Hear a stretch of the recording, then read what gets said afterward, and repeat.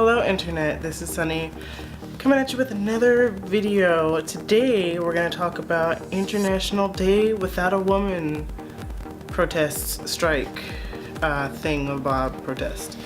I don't really have an issue with this. I really had more of an issue with the Women's March for rights, whatever it was, after the inauguration. I thought that was silly, and their little pink hats, stupid.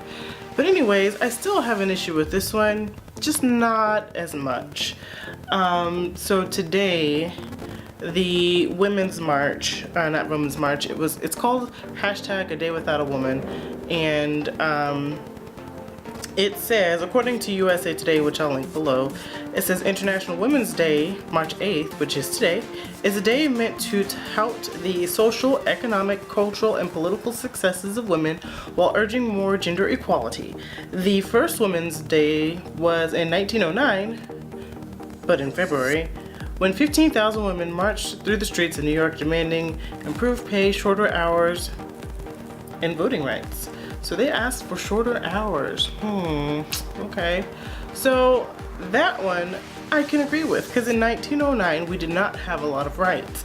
We didn't have the right to vote. We were expected to stay home and, take care of children without any, say so and, in what we wanted. So I understand why they did it back then. But now, why are we still doing it? So here's what it says. The strike is planned and organized by women in more than 50 countries to promote issues facing women who are marginalized, among them gender violence, reproductive freedom, labor rights, and environmental protections. Okay, so 50 countries. Where are these 50 countries? Like, it doesn't list them. I would like to know. Are they doing this in Saudi Arabia, Iran, Iraq, and Afghanistan? Are they really? Are they doing it in only westernized countries where they have a little bit of freedom? If they don't have a lot of freedom, I can understand the march. Because when you come together and you make a change, you want to protest. It worked in the 1960s and 50s with the civil rights movement. It'll work if there is a country to where women don't have a lot of rights. In America, in Canada, in the UK, in westernized countries, women have all the freedom. So among these things, it says marginalized people. I have an issue with the word marginalized, because marginalized means like little itty tiny bitty things that we don't get, like it's insignificant. That's how I interpret marginalized, because every time I see someone bring up someone being marginalized, they shouldn't get so butthurt over it. That's my opinion. It says gender violence. We never want to see violence against any gender, no matter what, so I can understand that. Reproductive freedom. If you don't know, reproductive freedom is code word for abortions, and I'm vehemently against abortions. So labor rights, I'm not sure what labor rights in westernized countries that women don't have. I know that there's this mythical wage gap thing. There is no wage gap. Wages and earnings are different. And it says environmental protection. So I'm not sure how that would apply to women only. I can't think of an example of how women are being affected by environmental protections.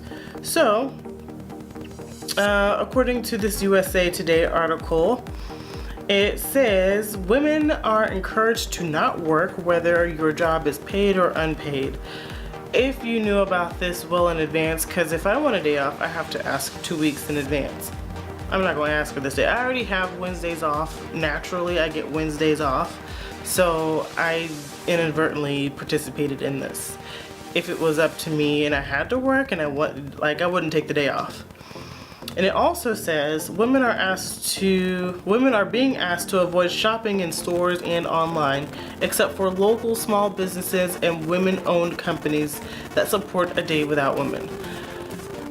I'm not gonna take the time to see if you are a women business owner, or if you support this cause, I'm just gonna go shop. If I need some milk, I'm gonna buy some milk. If I need some bread or whatever it is, I'm gonna buy it. Like, I'm not gonna say, are you a woman? Like, is this store owned by a woman? Well, I'm not shopping here if it's not. Like, I'm just gonna go buy something. I think that that's kind of silly. You know, everyone is affected by a woman. I mean, the guy, if it is owned by a man, he has a mother and he may love her very much. So in a way, you could be supporting a woman by buying from the store. So, I mean, I think that's just silly. And then, you know, so whatever. It also says to wear red. It says organizers say that they selected the color red to represent revolutionary love and sacrifice. Red also has a history with the labor movement. Alright, so I can understand that. Love and sacrifice. Revolutionary love and sacrifice. Alright, so I have nothing to say about that. So overall, I think that the whole strike or the march, whatever it is, whatever you want to call it, protest, is okay. But I think it is a little, it's a stretch. It's not really necessary for us women to go through this. And you know, I am a little biased when it comes to this because I'm not a feminist. I don't consider myself to be a feminist. I think that we have